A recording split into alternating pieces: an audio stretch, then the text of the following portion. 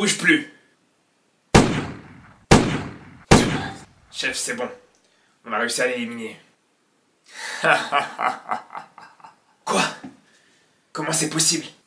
Je suis un supporter du Real Madrid. Les frères, juste avant de commencer cette vidéo, je vous rappelle que ce soir, à partir de 23 h, on sera en live sur ma chaîne YouTube secondaire. On aura l'occasion de revenir sur ce Real Bayern d'hier, mais aussi sur l'élimination du PSG. Donc à ce soir, 23 h, le lien de ma chaîne secondaire il est dans la description. Sinon, en attendant, bonne vidéo à tous. Les gars, je vous dis la vérité, j'en ai marre de cette équipe du Real. J'en ai marre, les gars.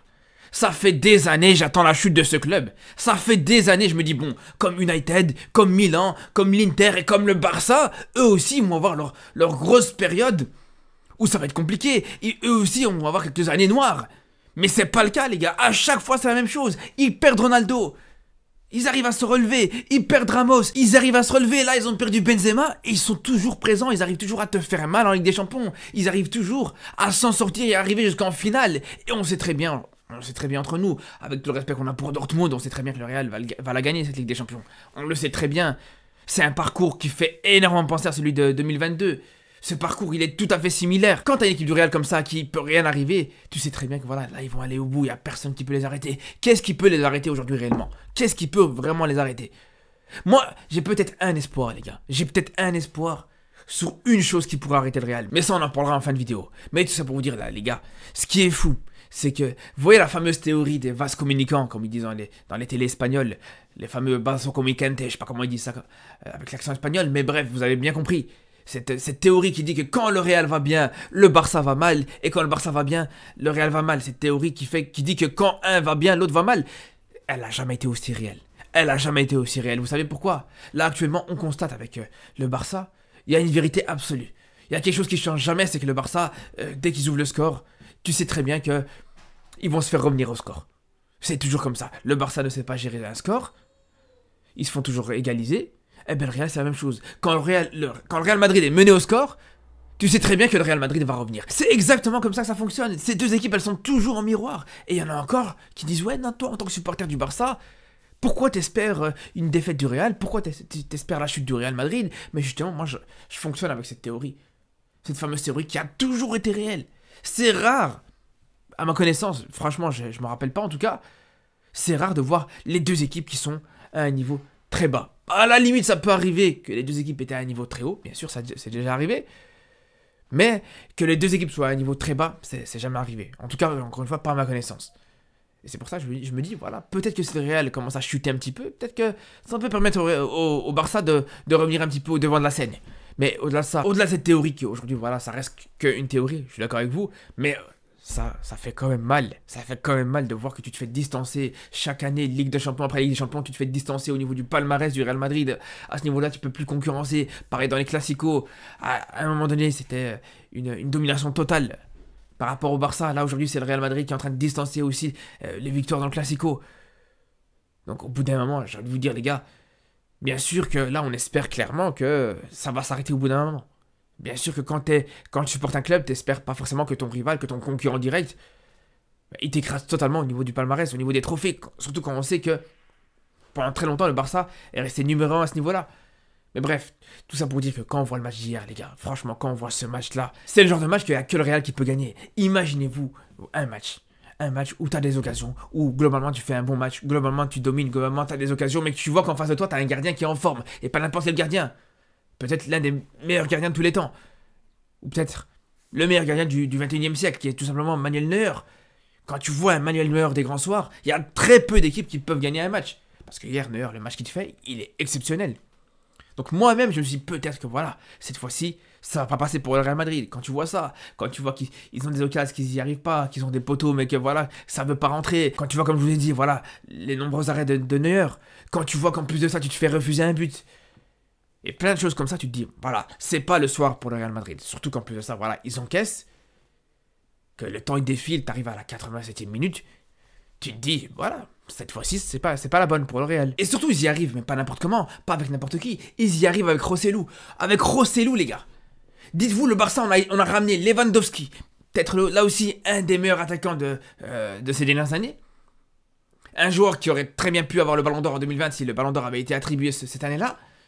On ramène ce joueur-là qui se balade à chaque fois en Ligue des Champions, qui te fait des gros matchs en Ligue des Champions à chaque fois. pour te faire ce genre de match, les gars. Pour te faire exactement ce qu'a fait Rosselló hier contre le Bayern. Et là, ça fait 2 ans que Lewandowski est au Barça, il t'a jamais fait la même chose. Vous imaginez Rosselló qui jouait le maintien la saison passée avec l'Espagnol Barcelone, qui a été relégué il y a 1 an d'ici avec cette équipe-là. Aujourd'hui, il te met un doublé contre le Bayern en demi-finale de Ligue des Champions. Vous imaginez, les gars, ou pas? On parle d'un joueur, il y a quelques années d'ici, il grattait des liens sur Internet, il grattait des liens pour regarder les matchs du Real Madrid dans Ligue des Champions. Et aujourd'hui, c'est lui le match de Ligue des Champions, les gars. C'est lui l'attraction du soir. C'est lui qui te met ce doublé. Vous imaginez? Il n'y a que le Real Madrid qui peut avoir un joueur comme ça, qui peut récupérer un joueur pareil, un joueur qui vient absolument nulle part, hein, des joueurs comme ça qui jouent le maintien en Liga et tout ça, pour aujourd'hui te les transformer en héros. C'est ça qui rend fou, parce que le Barça, des joueurs comme ça, on a essayé les Denis Suarez, on a essayé les Paco Alcácer, les André Gomez, tout ça, on a essayé, ça n'a pas fonctionné. Des joueurs comme ça, en plus qui étaient beaucoup plus confirmés que Rosselló en Liga, faut le dire. Mais malgré ça, voilà, on a tous vu ce qui s'est passé. C'est ça qui est extraordinaire, les gars. C'est ça qui est fou. Et c'est ça qui rend fou, surtout, avec cette équipe de Real. C'est que, quoi qu'il fasse, quoi qu'il recrute, ça fonctionne à chaque fois. Ça fonctionne quasiment toujours. À part peut-être le transfert d'Hazard qui a floppé. Mais c'est un des rares flops ces dernières années en termes de transfert. Des joueurs normaux. Ils sont rendus excellents quand ils jouent au Real Madrid. Je comprends pas. Vasquez, Nacho... Même pour moi, même Rodrigo qui est loin d'être un joueur exceptionnel. Loin d'être vraiment aujourd'hui... un des joueurs les plus talentueux que je vois à son poste actuellement, mais malgré ça, le mec est efficace, le mec arrive à te faire des différences. Et après ça, il y en a, ils vont encore parler de l'arbitrage. Mais les gars, je vous le dis, je suis désolé. Mais arbitrage par arbitrage, ce match, c'était un match pour le Real, les gars. À partir du moment où le Real a réussi à mettre cette égalisation, on savait bien qu'ils allaient chercher cette qualification. On le savait. On l'a vite compris, les gars, je vous le dis. Et puis de toute façon, même si le Bayern avait égalisé, dans la fin de ce temps additionnel au final, même si le Real était parti aux prolongations, voire même au tir au but, on sait bien ce qui serait passé, les gars. Le Real serait passé. À partir du moment où tu as ce but, à la 87e minute, on l'a compris.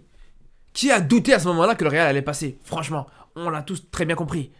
Mais par contre, là où je respecte vraiment ce match du Real Madrid hier, c'est que c'est un match pour moi qui a été gagné avec la manière. Là, pour le coup, c'est pour moi le meilleur match du Real Madrid dans Ligue des Champions cette saison, en phase à l'élimination directe.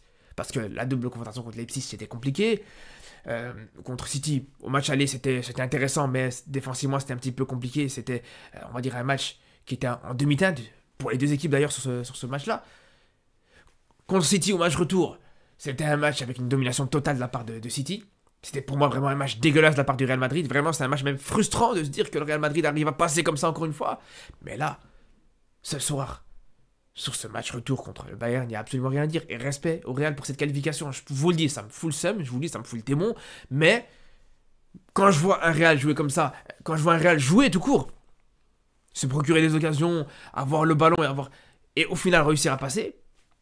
il n'y a rien à dire, les gars. Il n'y a vraiment rien à dire. Et je vous le dis, j'aurais pu discuter de l'arbitrage si vraiment le match du Real était mauvais, si le Real n'a rien fait pour pouvoir se qualifier, etc. J'aurais pu parler de l'arbitrage. Mais là, vraiment, déjà, faut remettre la faute dans le contexte. Peut-être c'est une erreur. Ouais, c'est une erreur d'arbitrage. L'erreur d'arbitrage, ça avait été de siffler, justement, le hors-jeu un peu trop tôt. Ce qui, d'habitude, se fait jamais. Ça, c'est vrai. Mais de là à dire que si l'arbitre n'avait pas sifflé, on était sûr que le Bayern aurait marqué, là, on est moins sûr. Là, on est moins sûr parce qu'on a bien vu que dès le coup de sifflet de l'arbitre pour signaler le hors-jeu, Lunin il s'est arrêté de jouer. Le gardien du Real Madrid, il s'est complètement arrêté de jouer sur cette action-là, juste après le coup de sifflet.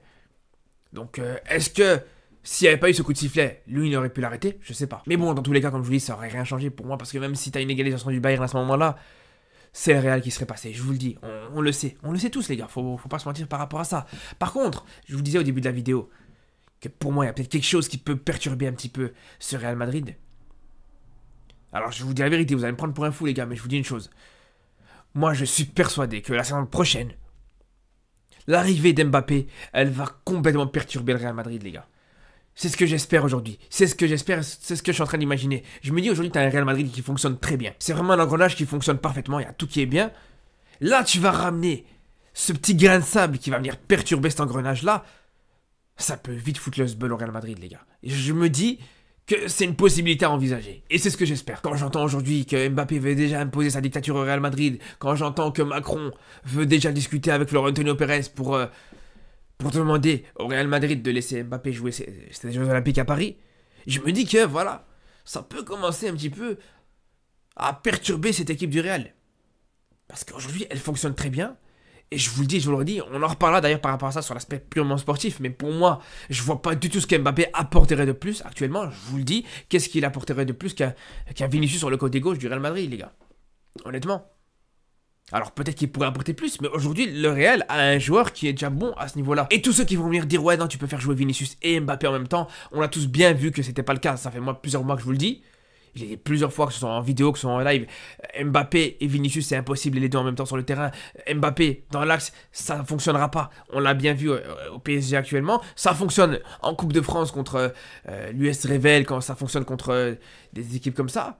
Mais quand ça sera, justement, en Ligue des Champions, contre des adversaires comme le Bayern, comme City, tout ça, ça va être plus compliqué, les gars. On le sait parce qu'on a déjà vu que c'était le cas. On a déjà vu que c'était compliqué en Ligue des Champions cette saison avec le PSG. En tout cas, ça, c'est un point sur lequel on reviendra plus tard dans quelques semaines. D'ailleurs, on sera en live ce soir à partir de 23h, comme je vous disais, pour revenir sur ce match du Real contre le Bayern et aussi pour revenir sur l'animation du PSG. Donc, je vous dis à ce soir à 23h pour un gros live et surtout d'ici là, prenez soin de vous.